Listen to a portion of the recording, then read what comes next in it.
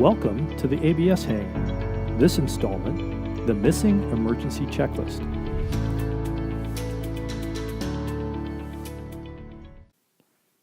You're in cruise flight when you notice your avionics displays dim before blinking on and off several times. Shortly afterward, you smell an odd odor.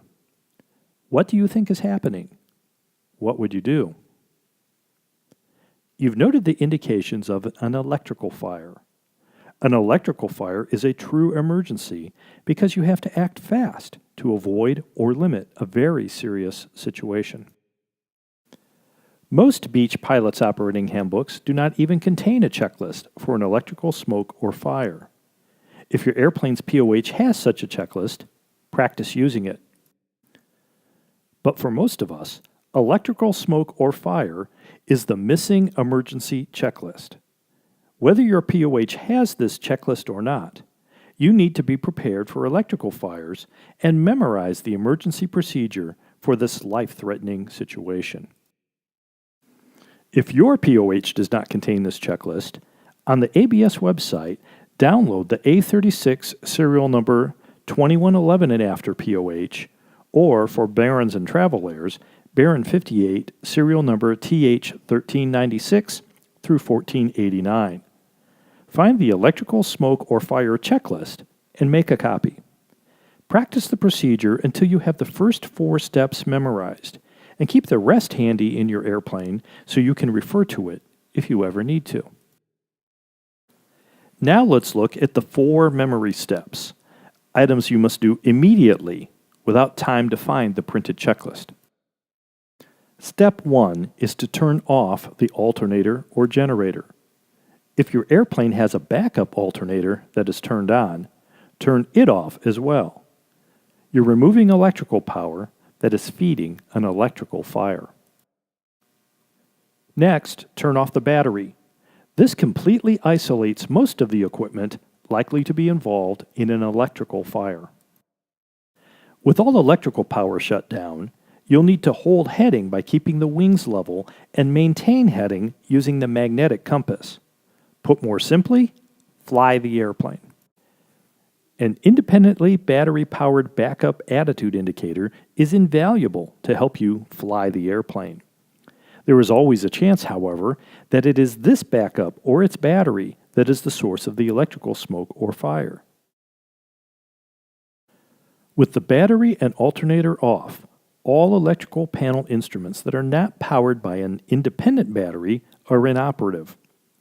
Electrically powered engine instruments are off. In airplanes without hot-wired stall warning, the stall warning horn will not work.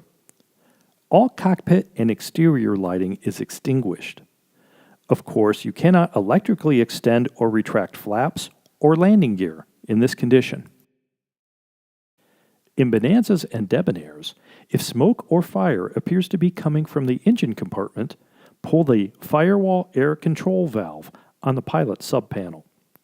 This closes off the only unsealed hole in the firewall and prevents additional smoke from entering the cabin. The checklists don't address it, but if there is actual flame visible in the panel, or a large amount of smoke that suggests open flame somewhere unseen, use your fire extinguisher. Note that most aircraft fire extinguishers work by displacing oxygen. This means the fire may go out, but you may have difficulty breathing. If you've used a fire extinguisher, or if smoke lingers in the cockpit, use supplemental oxygen if you have it, until you can get on the ground and out of the airplane. The first 4 steps of the checklist, then applying the fire extinguisher and using oxygen as required, are the only items that are so time-critical they must be done from memory. At this point, you can pull out the electrical smoke or fire checklist and complete the necessary remaining actions.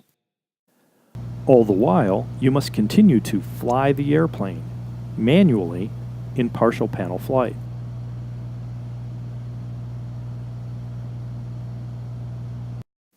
The next step is to turn off all electrical switches. The idea is that you will soon turn the battery and alternator or generator back on, Then power up one piece of electrical equipment at a time to see what works without overheating. To do that, you need to start with everything that can be turned off, turned off. If smoke lingers, ventilate the cabin by reopening the firewall shutoff in Bonanzas and Debonairs. Open all of the fresh air vents. Now that the fire is out and the cabin is cleared of smoke, you may try to restore essential electrical equipment. Turn on the battery.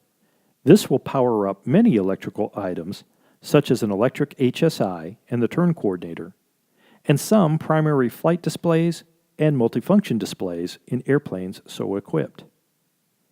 After turning on the battery, pause a moment to determine whether the smoke or fire resumes. If it does, turn the battery off immediately and land without electrical power.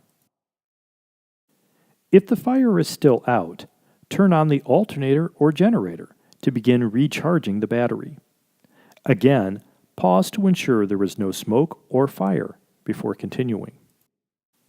Now turn on essential electrical equipment, one piece at a time.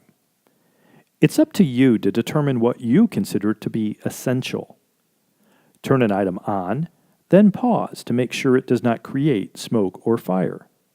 Of course, if it does, turn it off again. Only after you've eliminated the fire hazard from one item should you turn on the next essential electrical item. What do you consider to be essential? That's a very personal decision. It will probably vary depending on the conditions at the time. In most cases, in addition to the instruments that are restored when you turn on the battery, you may want one navcom, perhaps including a GPS, and the transponder if you're IFR or using air traffic control services for VFR flight. You might turn on more equipment, but those items should be sufficient for you to land the airplane as quickly as practical. If turning anything on causes the smell or smoke to resume, turn it off and do without. However, you don't want to simply turn everything back on. Something had been burning. You extinguish the fire and the smoke is cleared.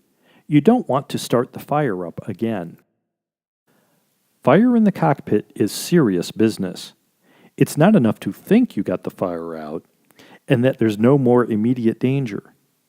Even if you are certain the fire is extinguished and it will not recur, it's a good idea to land as soon as practical.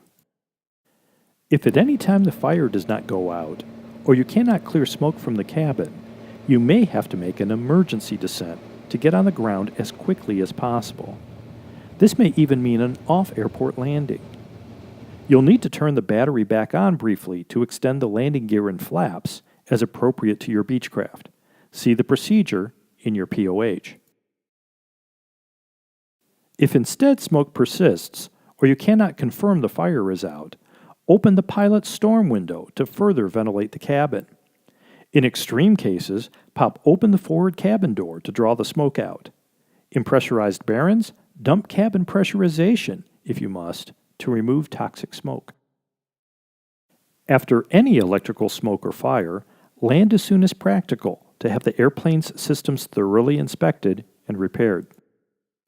Your first action in an electrical fire is to immediately turn off the battery and alternator or generator switch to kill the electrical fire at its source. Think about the position this will put you in. For flight instruments, at a minimum, your turn coordinator will be inoperative. You may lose your heading indicator if you have an HSI.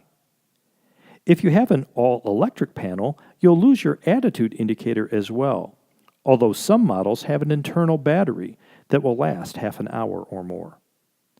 A glass cockpit aircraft may lose the full panel except for pitot-static backups or individual instruments with internal batteries, and you may end up in a reversionary mode. Of course, you'll lose your autopilot and your navigation and communications equipment, and some to most of your engine gauges and fuel indicators. In a worst-case scenario, as you cruise in GPS-direct, autopilot-driven flight, you'll transition to hand-flown Partial panel flight using your magnetic compass for navigation while the dark cabin begins to fill with toxic smoke. This is why you need to think about what you'd do in the event of an electrical fire. It's a good reminder to stay current on partial panel flying as well. The Pilot's Operating Handbook for most ABS-type airplanes does not contain a checklist for electrical smoke or fire. Whether or not it does, you need to be prepared with the Missing Emergency Checklist.